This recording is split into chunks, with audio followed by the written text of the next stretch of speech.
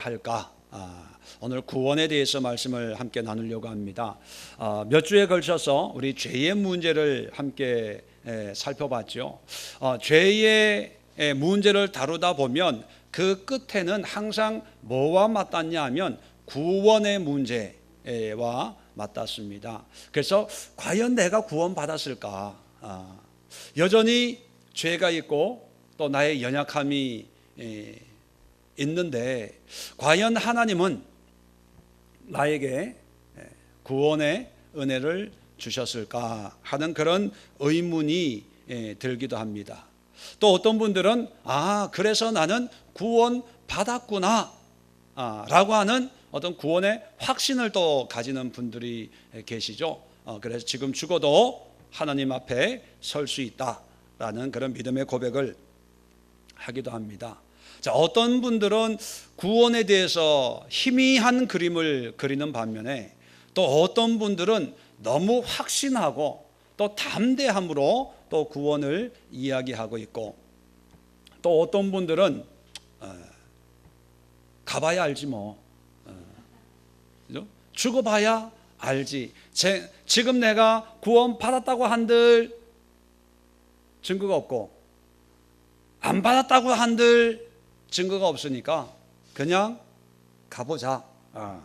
또 어떤 신학적인 배경을 가지고 있는 사람들은 또 신학적으로 뭐 예정론이니 구원론이니 속죄론이니 하면서 또 한 번 구원받은 사람은 하나님께서 끝까지 책임져 주시고 인도한다. 어떤 성도의 견인에 관한 그런 어떤 신학적인 배경을 가지고 예수님을 고백했으니까 이제 모든 건 하나님의 뜻 가운데 인도함 받는 거야.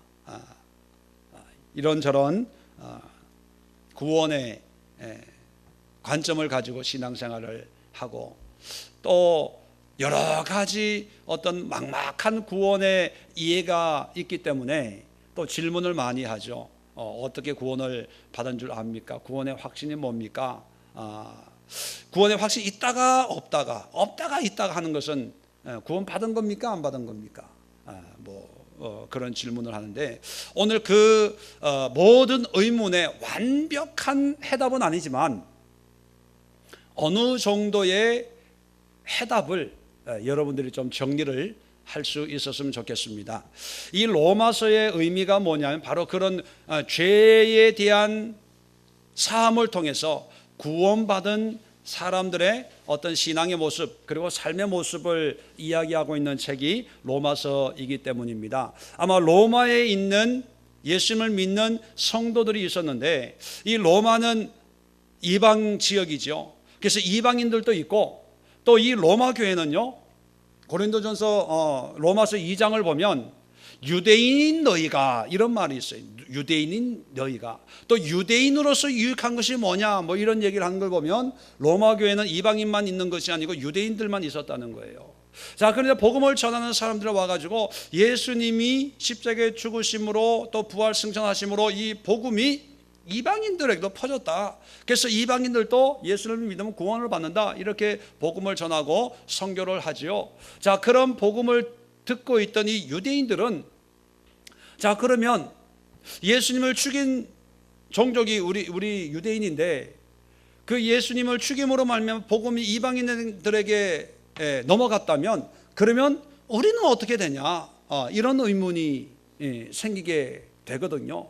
그래서 로마서 1장부터 8장까지는 대충 설명을 드리면요, 이방인과 일반적인 어떤 구원의 은혜, 복음에 대해서 얘기를 합니다. 그래서 우리가 죄인이었는데 예수님의 십자가로 그 십자가를 믿는 자마다 다 멸망치 않고 구원을 얻게 하나님께서 그래 구원의 길을 열어주셨다. 그래서 유대인뿐만 아니라 이방인들도 믿는 자는 구원을 받는다.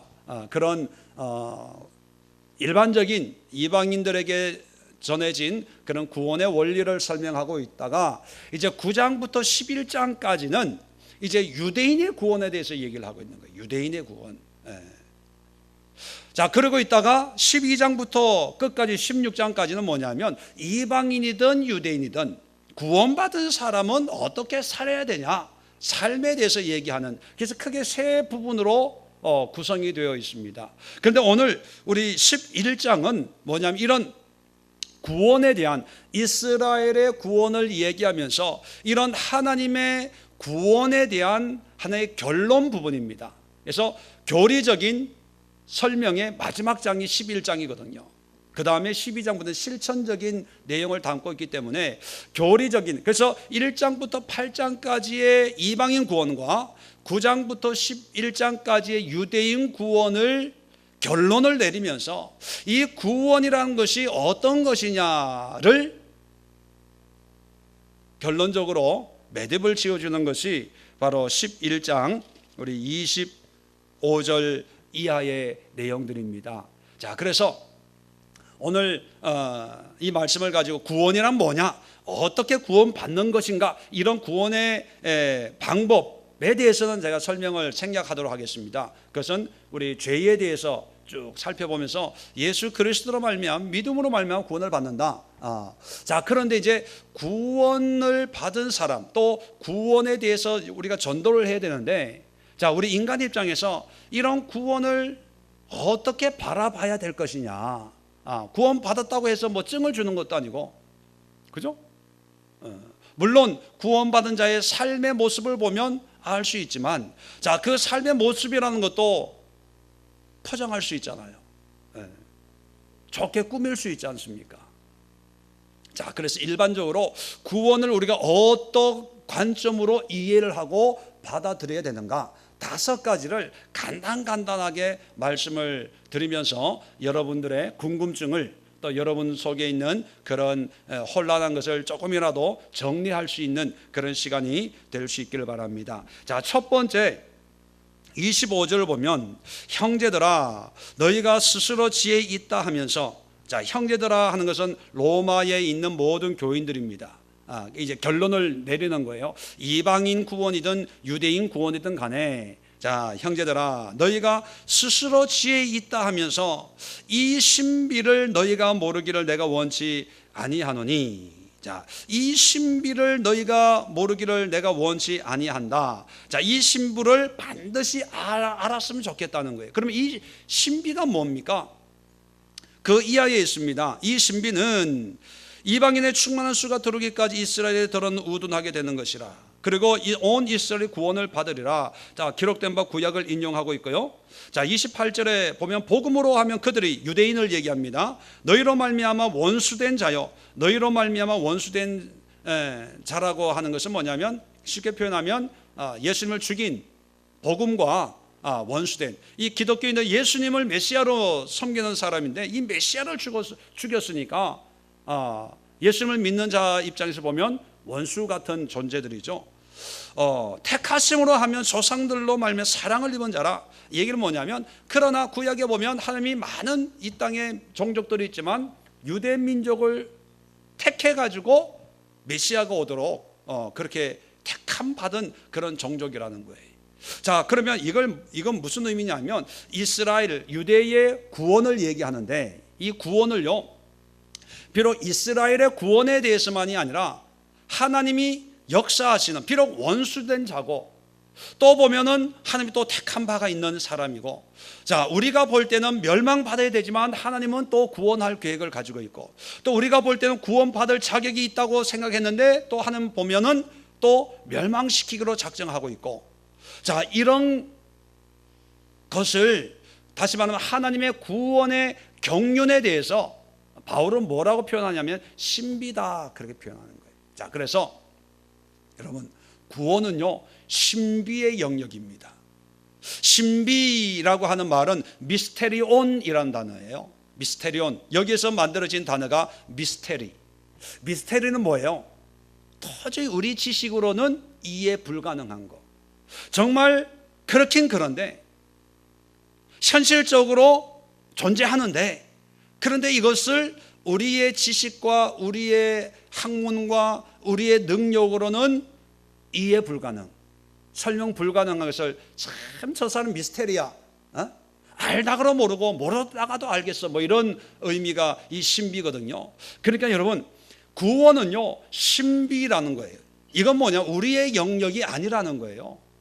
그런데 이것을 학문적으로 신학적으로 신비의 영역을 언어적으로 논리적으로 학문의 영역으로 뭐 예정론, 구원론, 속죄론 했지만 그 신학이 기준이 되는 건 아니라는 거예요.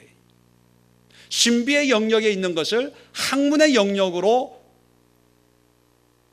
재탄생시킨 것이 신학이지, 신학에 의해서 하나님이 움직이시는 것은 아니라는 거예요. 그래서 이 신비는 우리의 이해 밖에 있고, 우리의 지혜 밖에 있고, 우리의 학문의 영역 밖에 있는 거예요. 그러니까 구원은 이런 거야.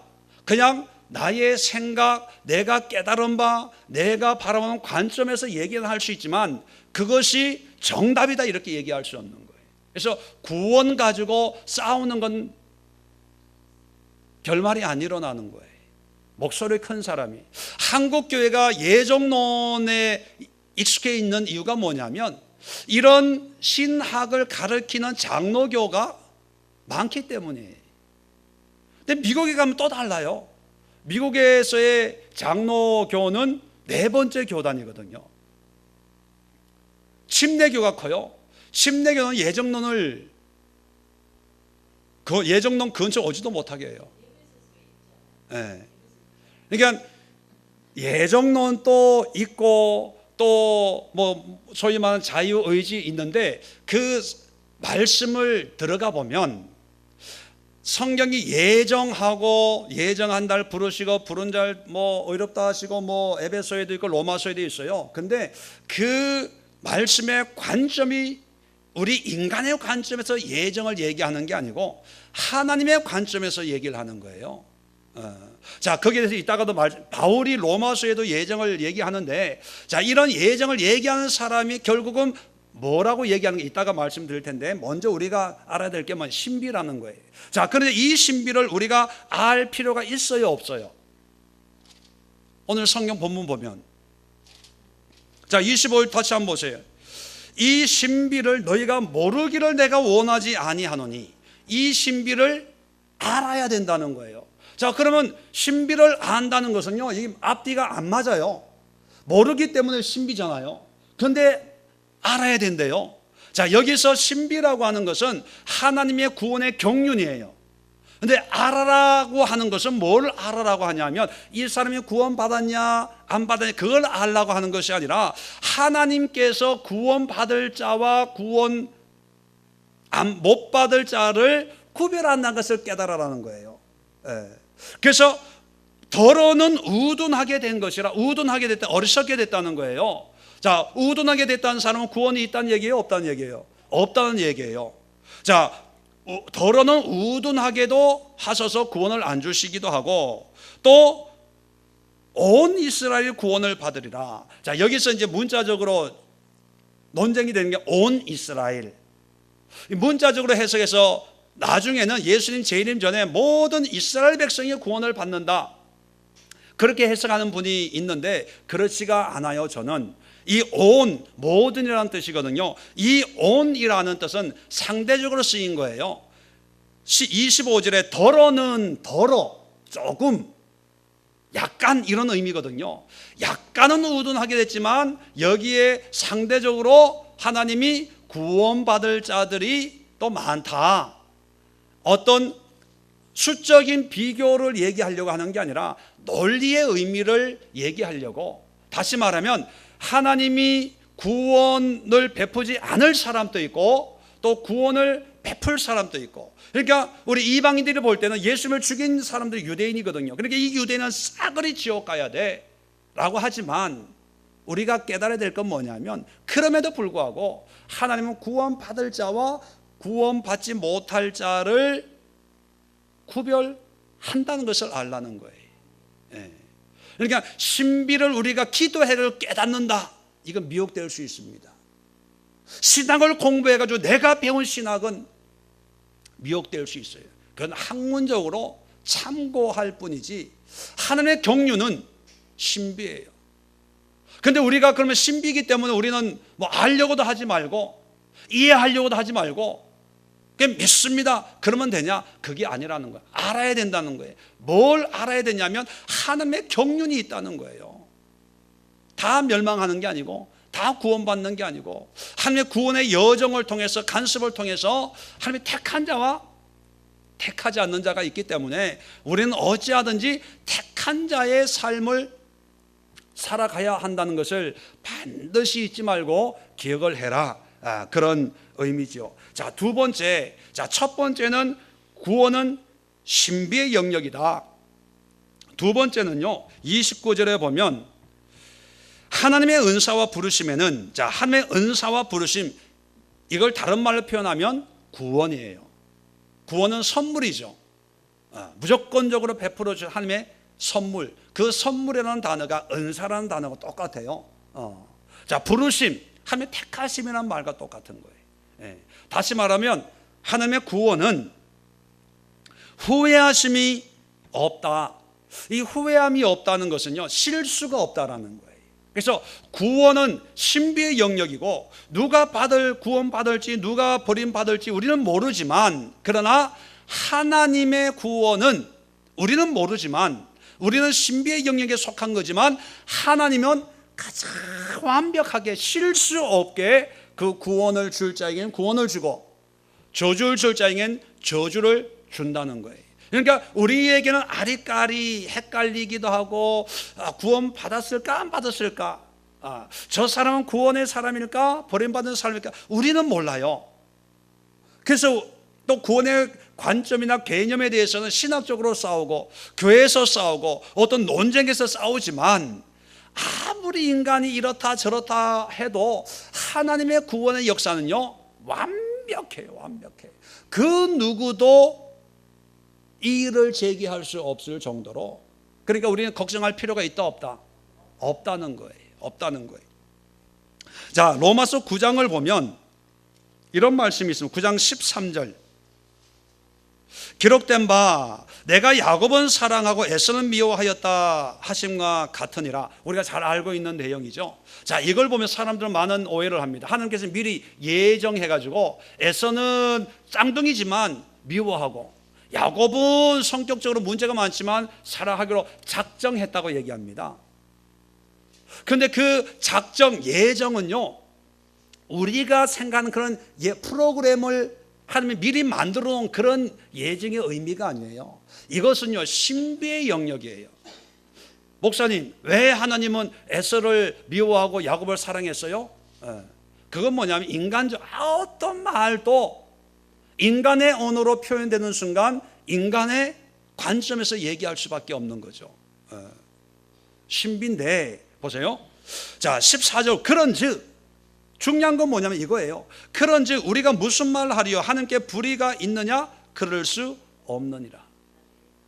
자, 우리가 왜 에서는 미워하고 야곱은 사랑해요? 라고 했을 때 그 전제 조건이 뭐냐면 하나님 문제가 있는 거 아니냐, 불의하다는 의미가 개입이 되어 있는 거예요. 그런데 하나님은 에서를 미워하고 야곱을 사랑했지만 그러나 절대로 불의하지가 않은 거예요. 완벽한 거예요. 이걸 어떻게 말로 표현합니까? 표현하는 것이 뭐 예정이고 작정이고 하나님 미리 아시고 뭐 이런 인간의 언어로 표현을 하긴 하는데, 하나님의 이 불의치 않으면서도 이미 에서는요, 하나님이 프로그램을 그렇게 해서 그렇게 악하게 하나님을 모르고 장자권도 만원히 여기고 우습게 여기는 그런 삶을 산 게 아니라, 에서의 삶은 하나님 보시기에 버림받을 그런 삶의 모습이고, 야곱은 야곱의 결점과 단점이 있지만 하나님이 보시기에 구원에 합당한 그런 삶을 살았기 때문에 하나님께서 그렇게 정하신 거예요. 그러니까 에서는, 만약에 예를 들어서 에서는 천국에 가서 하나님 앞에 심판받을 때 너는 지옥 가라고 이제 심판을 받는다면 에서는 여기에 항의를 했을까요, 안 했을까요? 에서는 항의를 했을까요, 안 했을까요? 네? 하나님은 완벽하다니까요. 불의치가 않다니까요. 그러면 내 죄를 내가 알겠습니다 하고 아무 말 안 하고 지옥으로 갔다는 얘기예요. 그죠? 그런데 본인은 지옥으로 갔는데 옆에 있는 사람들 왜 지옥 갔냐 천국 갔냐 이렇게 말 가지고 왜 따져요? 예? 그렇지 않아요? 본인은 깨달아요. 내가 지옥 가기에 합당한 삶을 살았다는 걸. 그래서 암만 안 하고 지옥으로 가요. 그런데 제3자가 우리가 하나님 왜 에서 지옥 보내요?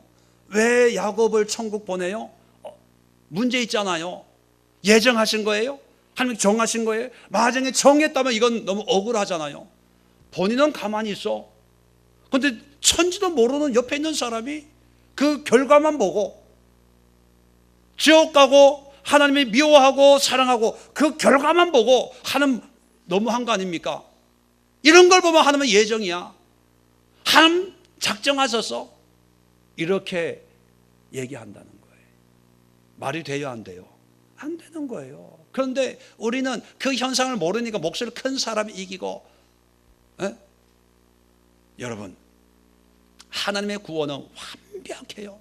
하나님의 완전함을 우리가 이해할 수 없고 표현할 수 없고 우리가 논리적으로 설득할 수 없지만 어떻게 하나님의 그 완벽한 경륜을 우리 인간이 이 인간의 언어로 표현하겠어요? 우리도 아픈 것도요 어떻게 표현합니까? 뒷골이 묵직한 게, 아니 묵직한 게 뭐야? 지끈지끈은 또 뭐예요? 작은 띵해. 우리도요 이 언어, 우리의 삶에 일어난 현상들도 우리 언어로 표현을 못해요. 하늘이 파랗다, 정말 파랍니까? 퍼렇다, 새파랗다, 쪽빛이다. 우리 눈으로 보는 현상 하나도 제대로 표현을 못하는데 우주보다 크고 넓고 깊고 큰 그런 하나님의 그것도 섭리, 경륜, 계획을 가지고 아마 이럴 거야 저럴 거야, 내 말이 맞아, 내 말하고 틀리면 너는 2단 3단 뭐 이러고 있는 거예요. 물론 하나님의 성경에서 얘기하는 구원의 관점에서 벗어나면 안 되는 거죠. 예정론도 맞고요, 자유의지도 맞고요. 근데 중요한 것은 뭐냐면 하나님의 역사는 핑계할 수 없는 완전한 것이다. 우리는 불완전해도 하나님은 완전하다. 신학은 불완전해도 하나님은 완전하시다. 우리의 어떤 관점과 기준은 불완전해도 하나님은 완전함을 믿고 그래서 신뢰하는 거예요. 사람들이 뭐라 그래도요 하나님의 완전하심을 믿고 하나님을 신뢰하면서 사는 거죠. 하나님이 왔다 갔다 하신 분이라면 장로교 갈까, 감리교 갈까, 아니면 순복음교회 갈까, 아니면 예수의 교회 올까, 아마 고민을 많이 해야 되겠죠. 그런데 성경은 그렇게 말씀하고 있지 않습니다. 자, 세 번째, 이 구원을 이해하는 데 있어서 30절부터 32절까지입니다. 자, 뭐 읽지는 않겠습니다. 계속해서 30절에도 보면 이제 긍휼을 입었는지라. 자, 31절에도 긍휼을 얻게 하려 하심이라. 자, 32절에 긍휼을 베풀려 하심이로다. 자, 긍휼이란 말이 나오는데, 자, 그래서 세 번째 구원의 관점은요, 구원은 하나님의 긍휼함이라는 걸 알아야 돼요. 긍휼함. 자, 어떤 사람들이 구원 내가 받았을까 안 받았을까의 어떤 개념 속에는 내가 이렇게 신앙생활을 하고 있는데, 내가 이렇게 믿었는데 또는 회개했는데 죄의 문제에 이렇게 씨름하고 있는데, 자, 이러면 내가 구원 받았을까 안 받았을까, 여기에 이제 궁금증이 생기는 거죠. 그런데 그 궁금증이 생기는 건 뭐냐면 기본 밑바닥에는 뭐가 있냐면 내가 이 정도 이렇게 사는데 믿는데 과연 구원이 있을까 없을까, 갭이 되는 거예요. 그런데 여러분, 구원은요 우리의 행한 행위로 구원받습니까? 아니죠. 우리가 쉽게 표현하는 게 있죠. 뭐로 구원받는다? 믿음으로. 그 믿음은 누구에 대한 믿음입니까? 예수 그리스도에 대한.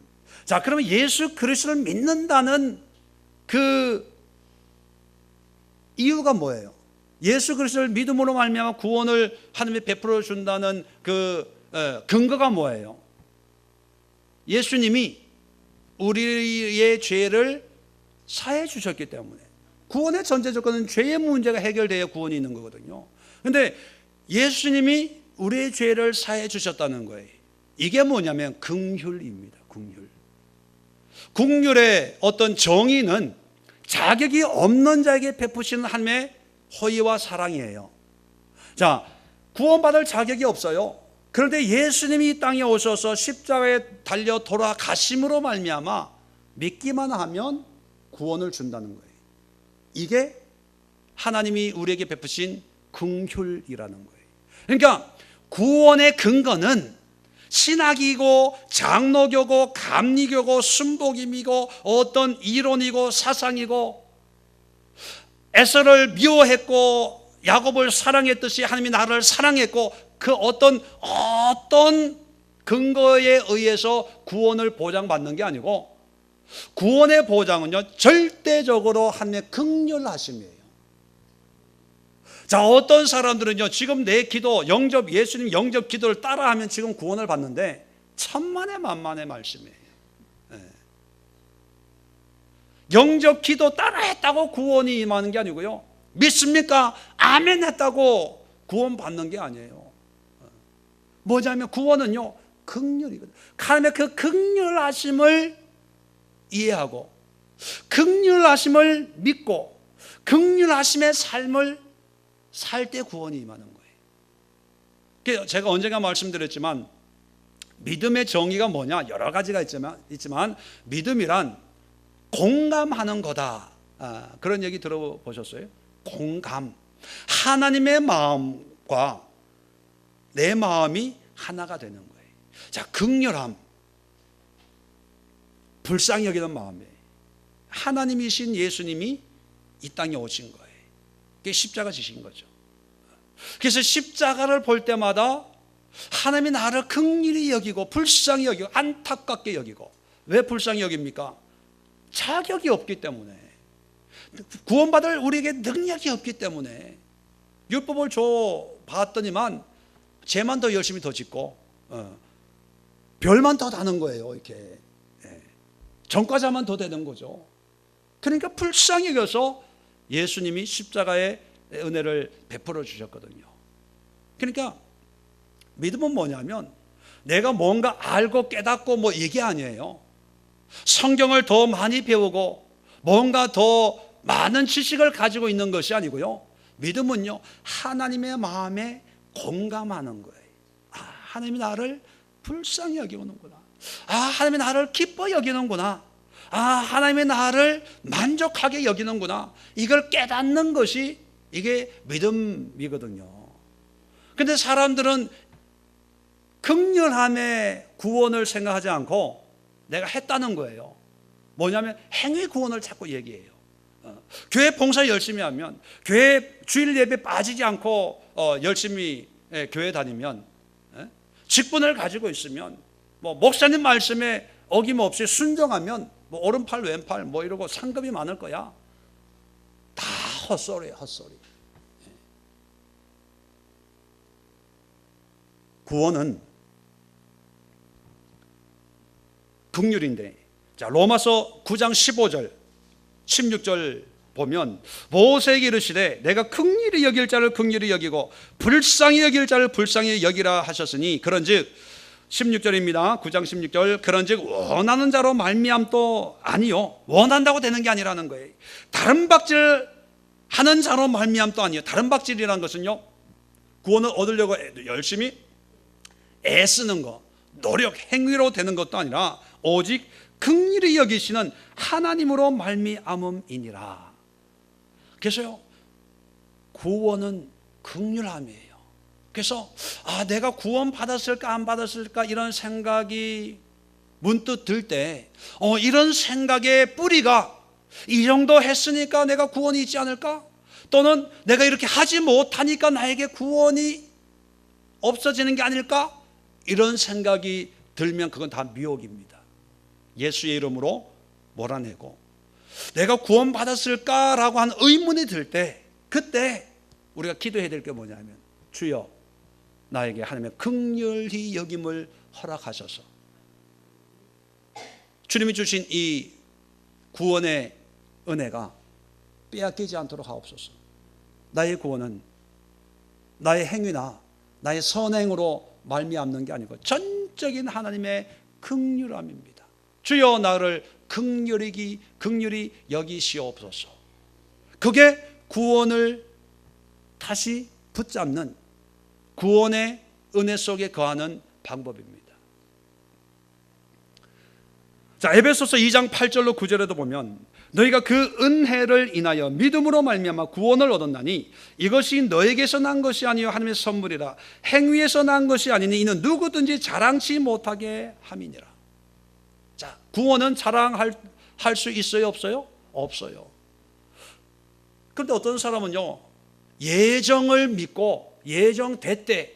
자, 예정됐기 때문에 예정된 사람은 하나님이 끝까지 책임져 주신다. 그런 신앙을 믿는 사람, 이미 자기의 구원을 자랑하고 있는 거예요. 걱정 없다는 거예요. 염려 없다는 거예요. 구원 받았다는 거예요. 이게 자랑이고 뭐겠어요? 아니, 나한테 돈 1,000만 원 있어. 돈 1,000만 원 있다는 거 얘기하면 그거 자랑하는 거잖아요. 자랑하지 말랬는데. 구원은요, 하나님이 우리에게 주신 은혜의 선물인데, 이 구원의 선물을 가지고 세상에 자랑하라고 우리에게 구원을 주는 게 아니고, 이 구원을 주신 하나님이 어떤 분인가를 더 깊이 있게 깨닫고 하나님의 그 사랑에 거하라고 우리에게 준 거예요. 자, 우리는 구원받은 하나님의 백성입니다. 물론 구원은 받았지만 그렇게 얘기하는 것은 어떤 면에서 자만이 있고 교만이 될 수가 있어요. 구원의 은혜는 나중에도 말씀드렸지만 하나님과의 관계에서 깊은 영적인 교제, 이렇게 나를 불쌍히 여겨주신 하나님 너무 고마워요. 감사해요. 주님의 기쁨의 삶을 살겠습니다. 주님의 뜻대로 살겠습니다. 이러한 삶을 위한 구원이지, 세상을 향해서 나는 구원받았고 너는 저주받았고 세상을 향해서 자랑하라고 구원을 우리에게 준 게 아니라는 것을 기억할 수 있기를 바랍니다. 그래서 구원의 자격은 오직 하나님, 오직 십자가, 오직 예수님으로 말미암은 것이다. 그래서 구원은 긍휼이다라고 생각을 하시고 이해하시고, 자, 네 번째입니다. 33절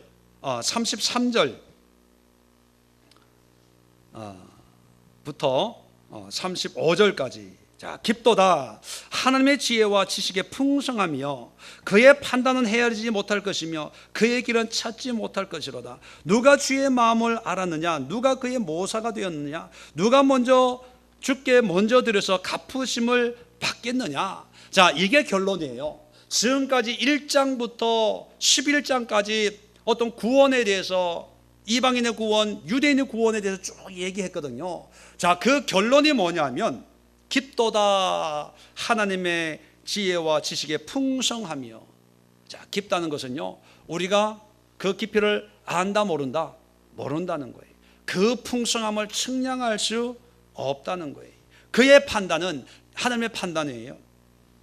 헤아리지, 우리가 이제 구원을 주고 안 주고 판단을 하는데 그 판단을 우리가 헤아릴 수 없어요, 인간이. 개미가 우리가 고민하고 있는 이 문제를 어떻게 이해하고 판단하겠어요? 판단할 수 없는 거예요. 그런데 하나님에 비해서 우리는 개미보다 더 미약한 존재 아닙니까? 그런데 하나님의 경륜을 어떻게 판단하겠냐? 그래서 깊도다, 또 풍성하며, 그렇게 얘기하는 거예요. 자, 그의 길은, 하나님의 길, 방법, 수단, 원리와 원칙은 찾지 못한다. 알 수가 없다는 거예요. 자, 그 다음에 34절에 누가 주의 마음을 알았느냐? 하나님의 마음을 알 수 있는 사람 있어요, 없어요? 없다는 거예요.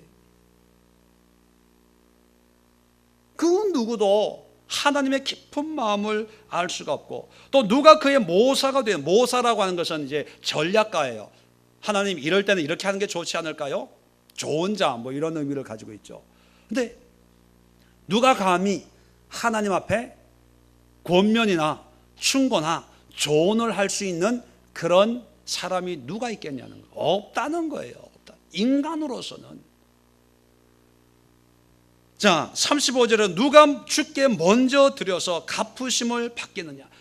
이게 무슨 뜻이냐면요, 그 누가 하나님의 계획을 미리 알고, 하나님은 이럴 땐 이렇게 하시는 분이니까 내가 미리 뭔가를 갚고 뭔가를 해가지고 하나님을 만족하게 하고, 또 하나님이 해야 될 그 일을 내가 좀 덜어드려야 되겠다, 버텨줘야 되겠다, 좀 하나님의 수고를 좀 쉬게 해야 되겠다라고 할 수 있는 사람이 없다는 거예요. 하나님의 섭리와 경륜을 미리 예측해서 한 발 앞서서 뭔가 할 수 있는 사람은 이 세상에 아무도 없다. 다시 말하면 네 번째, 구원 앞에 우리는 겸손해야 된다는 거예요. 겸손해. 비록 내가 예수 그리스도의 구원이 나에게 있어도요, 이제 나는 죽어도 하나님 앞에 설 수 있어, 그런 믿음의 확신이 있어요. 그러나 늘 구원 앞에 겸손해야 돼요. 하나님의 이 놀라운 경륜을 어떻게 이해하겠습니까? 어떻게 깨닫겠습니까? 믿음으로 고백하고 확신하고 선포하지만 모든 것이 하나님의 뜻 가운데 이루어질 줄로 믿습니다. 겸손해야 돼요. 우리는 구원이 있는데, 구원파들이 그런 얘기를 하죠. 우리는 구원이 있는데 밖에는 구원이 없어.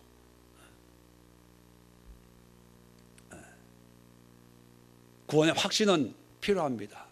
그렇다고 해서 내가 구원 받았다고 해서 교만해질 필요도 없고, 또 구원 받지 못한 사람이라고 저주하거나 얕보거나 무시해서는 안 된다는 거예요.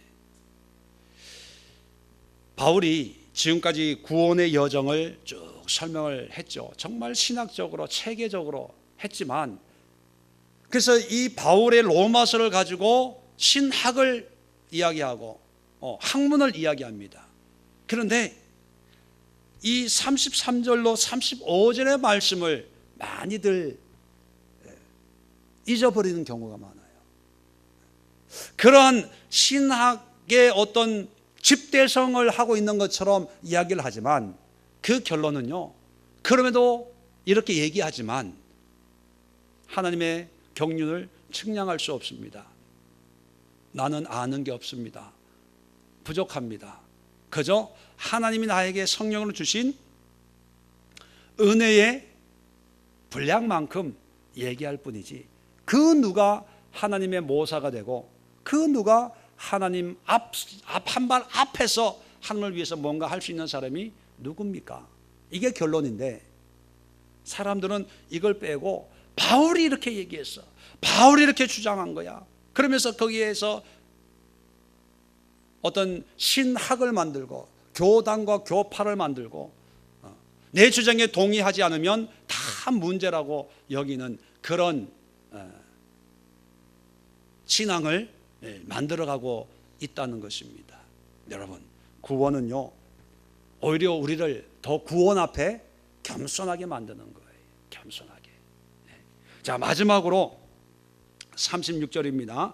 이는 만물이 주에게서 나오고 주로 말미암고 주에게로 돌아감이라. 그에게 영광이 세세히 있을지어다. 아멘. 자, 36절 이게 뭐냐면, 자, 세 가지 동사가 나옵니다. 주에게서, 만물이 주에게서 나오고 주로 말미암고 주에게로 돌아간다. 이건 뭐냐면요, 모든 만물, 구원뿐만 아니고 모든 것이 주님에게도 나오고 주님으로부터 나오고 또 돌아가는 거예요. 그러니까 구원은, 이게 무슨 의미냐면요, 구원은 어떤 상태를 얘기하는 것이 아니라 과정을 얘기하는 거예요. 구원 받았냐 안 받았냐 이렇게 묻는 순간부터 그 구원은 어떤 상태를 얘기하는 거예요. 그죠? 구원 받은 자냐. 근데 성경은요, 성경은 구원받은 자 어떤 명찰 붙이기 하듯이 너는 구원받은 자, 너는 구원받지 않는 자, 이렇게 어떤 상태를 얘기하는 것이 아니라 구원의 과정, 여정을 얘기해요. 자, 예를 들어보면요, 애굽에서 430년 종살이하고 있던 사람들이 홍해를 건너서 또 요단을 건너서 가나안 땅으로 들어가지 않습니까? 그죠? 약속하신 땅으로 가는데 홍해를 건넜다고 해서 다 가나안 땅에 들어갑니까? 안 들어가요. 광야에서 죽어야 되고요. 가나안 땅에 들어갔다고 해서도 그 땅을 차지합니까? 아니, 전쟁하다 죽기도 하고요. 전사하기도 하고요. 그래서 성경은요, 남은 자, 택한 자, 부르심 받은 자, 그건 뭐냐 하면 구원의 상태, 너는 구원받은 사람이야 라고 이 딱지를 붙여주는 게 아니고, 성경은 뭐냐면 구원의 여정을 믿음으로 걸어가는 것으로, 과정으로 얘기한다는 거예요. 이걸 뭐냐면 구원은 믿음의 삶이다, 그렇게 얘기하는 거예요.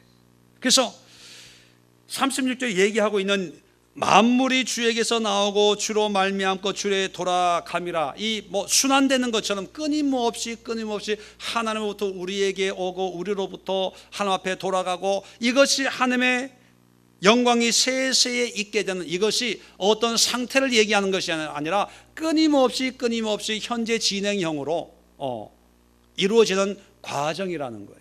그러니까 유대인 또 우리는 구원받았어 라고 확신은 가지지만, 확신을 했다고 되는 게 아니라 그 구원이 하나님께로 말미암았다면 하나님께 돌아가고 영광이 하나님께 돌려지는 그런 삶을 살아야 된다는 거예요.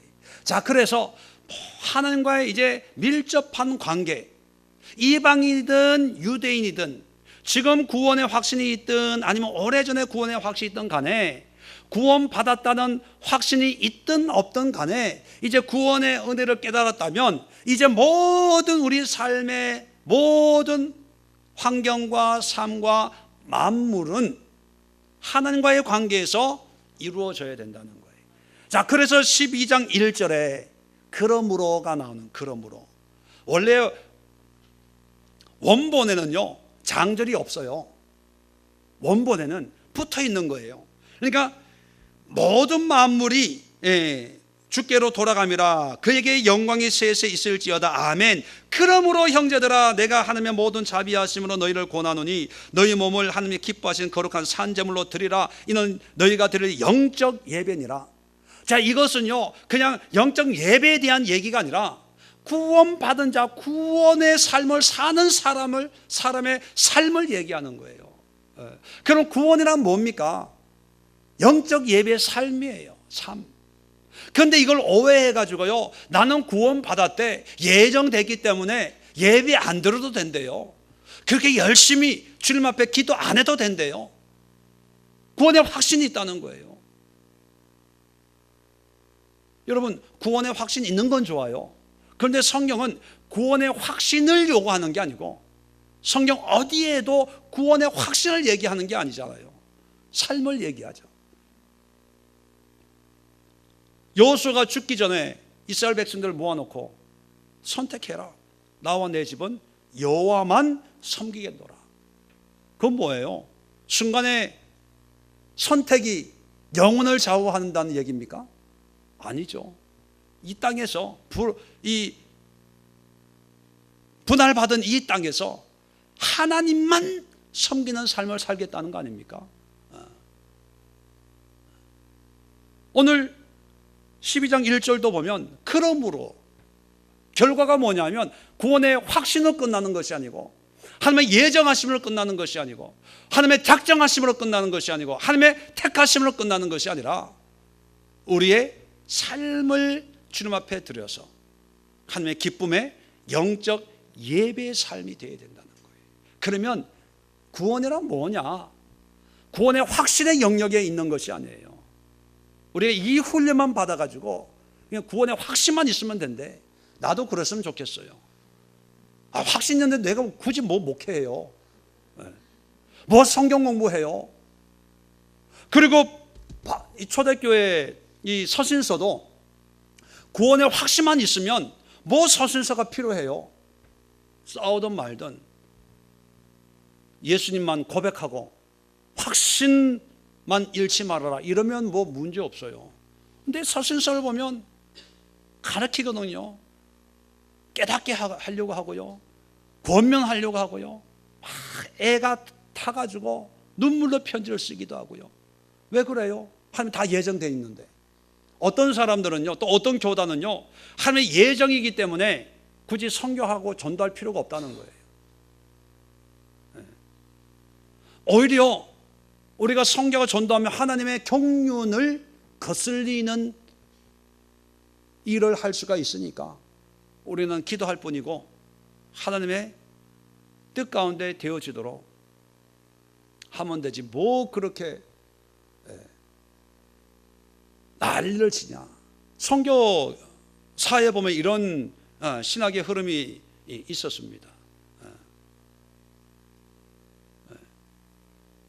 자, 그러면 우리 이렇게 그것도 뭐 구원의 확신이니까, 그죠? 난 구원 받았으니까. 자, 그러면 우리가 그 다음에 질문을 반드시 해야 됩니다. 구원의 확신이 있다면, 또 구원받은 그 믿음이 있다면 그걸로 끝나서는 안 되고, 그러면 삶의 영적인 예배의 삶이 됩니까? 만물이 주에게서 나오고 주로 말미암고 모든 만물이 주님께로 돌아가는 삶의 예배가 이루어지고 있습니까? 자, 삶의 예배는 주일날 굳이 주일 성수해야 되는 것만은 아니에요. 수요 예배 나와야 되는 거 아니에요. 금요 예배 나와야 되는 거 아니에요. 안 나와도 돼요. 봉사 안 해도 돼요. 헌금 생활 안 해도 돼요. 그런데 절대적인 조건은 뭡니까? 하나님과 연합된 삶을 살아요. 하나님의 연합된 삶을 살면 모든 것으로 자유해요. 그죠? 하나님과 함께 하는데 그게 무슨 24시간의 예배고 365일의 예배고 내가 뭐 모든 게 하나님을 위해 쓰는 건데, 과연 그러한 구원의 확신을 당당하게 얘기하는 사람은 과연 몇이나 될까요? 삶의 영적인 예배는 생각 하나 안 하고 그저 내 안에 예수님이 있다는 것으로 구원의 확신을 삼고, 작년인가 누가 식사를 하는데 예정론을 가지고 나오더라고요. 그래서 내가 설명을 잠깐 했어요. 근데 자기는 하나님의 예정을 믿는데, 그건 뭐 믿음이니까, 뭐 믿지 말아라 믿어라 할 수는 없잖아. 그것도 믿음이니까, 성경이 있는 거니까. 그러면 삶의 예배가 드려집니까? 교회도 안 가. 당구 치고 술 먹고 친구들하고, 기도도 없어요. 그냥 내 마음에 예수 있다, 천국 있다, 그걸 믿는 거예요. 어릴 때부터 어떤 그런 장로교의 그런 가르침 속에서 있다 보니까, 그렇다고 해서 여러분 예정론이 틀렸다 뭐 이런 어떤 신학적인 결론을 제가 얘기하는 게 아니라, 그것도 맞을 수 있어요. 뭐 감리교에서 얘기하는, 성결교에서 얘기하고 있는, 순봉에서 얘기하는 자기의지, 자유의지, 그것도 맞을 수 있어요. 제가 말하는 건 뭐냐면 이것도 맞고 저것도 맞는데 중요한 것은 내가 구원 받았다는 확신으로 끝나서는 안 된다는 거예요. 내 삶이 하나님의 뜻 가운데서 삶으로 드려지는 영적인 예배의 삶이 바로 구원의 모습이고 구원받은 자의 열매고 증거다, 이렇게 말씀을 드리는 거죠. 여러분, 우리가 너무 지금까지 성경 공부를 이 교회 저 교회에서 또 이것저것 들으면서 머릿속에 5만 개 다 들어와 가지고 이게 정리가 안 돼요. 그런데 오늘 이 말씀을 가지고 5가지로 정리를 하는 거예요. 5가지로. 첫 번째는 뭐냐면 구원은 신비의 영역이다. 근데 신비의 영역이기 때문에 우리가 다 그냥 무조건 덮어놓고 믿어야 되냐? 아니라는 거예요. 이 신비를 알라고 하는데 뭘 알아야 되냐? 하나님의 택하심과 하나님의 버리심이 있다는 것을 깨닫고, 그 하나님의 구원은 우리의 어떤 판단과 어떤 이해의 영역에 속하는 게 아니고 미스테리다. 두 번째는 뭡니까? 그래서 신비이기 때문에 이럴 수도 있고 저럴 수도 있다고 생각하지만 하나님의 구원은 완벽하다. 1.1에게 실수도 없다. 그 하나님의 구원 앞에서 그 누구도 핑계댈 수 없다는 거예요. 그러니까 하나님의 구원을 신뢰할 만한 거예요. 믿을 만한 거예요. 세 번째는 뭐냐면 하나님의 구원은 긍휼이에요. 긍휼. 내 의로 내가 이렇게 확신이 있으니까 뭐 구원 받았다 안 받았다 이렇게 생각하지 마시고요. 하나님의 긍휼하심. 그 긍휼하심의 결정체가 뭐냐? 십자가예요. 십자가. 예수 십자가. 내 안에 비록 여전히 죄가 있어요. 끊으려고 애를 써도 해결이 안 되는 그런 죄가 있을 수 있어요. 그러면 나는 버림받았냐? 아니에요. 그럼에도 불구하고 내 안에 이러한 죄인인데 주님의 십자가가 나의 이런 죄까지도 용서해 준 줄로 믿습니다. 이런 모습 때문에 나는 주님의 긍휼 없이는 구원받을 수가 없습니다. 이 마음이 더 하나님 앞에 어렵다는 거예요. 그래서 죄를 인정하라는 의미가 아니라 그런 죄가 있음에도 불구하고 구원의 근거는 하나님의 긍휼함, 십자가라는 것을 잊지 말라는 거예요. 이게 누가 물어보면 구원 받았어요 안 받았어요 그러면 막 헷갈리는 거예요. 요즘에 내가 기도하나? 지난주 주일 한번 빠졌으면 내가 구원이 없는 것 같고, 이번 주에 목사님 만나가지고 식사 대접 한번 했으면 구원 받은 것 같고, 그래서 구원받은 구원의 확신 있습니까? 그러면 이번 주 내가 기도했나 안 했나, 교회에 가서 뭐 했지, 성경은 몇 장 읽었나, 이걸 생각하는 거예요. 근데 그런 구원의 관점이 아니라는 거예요. 철저하게. 그래서 이단들한테 구원파나 뭐 이런 데 빠지는 게 뭐냐면 그런 것 때문에 빠지는 거거든요.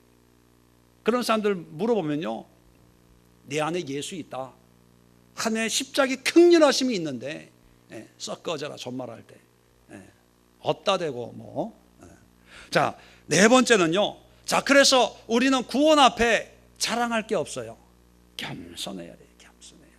나에게 구원 주신 하나님의 은혜에 감사하고 또 구원의 은혜를 누리도록 우리가 전도하고 선교할 뿐이지, 이걸 내가 자랑하고 이랬더니만 하나님이 구원을 주시고, 뭐 칼빈이 얘기했고 루터가 얘기했고 장로교의 교리가 이렇고 순복음의 교리가 이렇고 감리교의 교리가 이렇고 다 필요 없는 거예요. 하나님의 그 지혜와 지식을 어떻게 우리가, 하나님의 지식이 인간의 언어로 쓰여진 게 성경이에요. 그러니까 이 성경이 하나님의 말씀이지만 이게 하나님의 전부가 아니라는 거예요. 제 이력서가 나에 대해서 소개하는 거지만 그 이력서 몇 장이 나의 전부를 얘기한 게 아니거든요. 마찬가지예요. 하나님의 관한 내용이 인간의 언어로 기록이 되어 있는데 이것이 전부라고 생각하지 마세요. 단 하나님의 주신 것이 요거밖에 없으니까 요걸 통해서 하나님을 안다는 것뿐이죠. 아마 천국에 가면 성경에 나와 있지 않는 엄청난 그런 하나님의 은혜들이 있을 거예요. 기대하십시오. 마지막으로 구원은 어떤 상태가 아니라 과정이다. 과정. 삶의 여정이에요. 그러니까 구원 받았다면 구원 받았습니다, 확신 있습니다, 아멘, 이걸로 끝나는 게 아니라 모든 우리의 물질 문제, 우리의 건강 문제, 우리의 과거, 현재, 미래, 자녀 문제, 사업 문제, 남편 문제, 뭐예요? 기타 등등 만물이니까 만물이. 자, 구원받은 자의 모든 삶은 예수님으로부터 나오고 예수님으로 말미암고 예수님으로 돌아가고, 그래서 세세토록 하나님 앞에 영광이 되는 그런 삶인데, 자, 이런 삶을 형제들아, 하나님의 모든 자비하심으로 구원하는 이 너희 몸을 거룩한 산 제물로 드려라. 이것이 너의 영적 예배니라. 우리의 삶을 산 제물의 예배를 드리는 것이, 그게 구원이에요. 이게 안 되면서 구원 함부로 얘기해서는 안 된다는 거예요. 자, 그러면 완벽한 산 제물의 예배가 돼야 되냐? 아니죠. 여정이라고 하는 것은 과정이에요. 이 땅에서 우리가 어떻게 완벽하게 살 수가 있겠습니까? 그래서 구원은 완성이 아니고 완성을 하기 위해서 나가는데, 그래서 구원과 연결되는 게 뭐냐면 성화라는 거예요. 성화, 거룩하게 되어지는 거예요. 그게 과정이고 여정이고 삶이고, 우리가 예배하고 하기 위해서 이렇게 예배에 모인 것도 성화의 한 과정이에요. 여정이에요. 여기가 종착역이 아닙니다. 오늘 이 시간 이 구원을 어떻게 이해해야 될까, 여러분 정리를 하시고,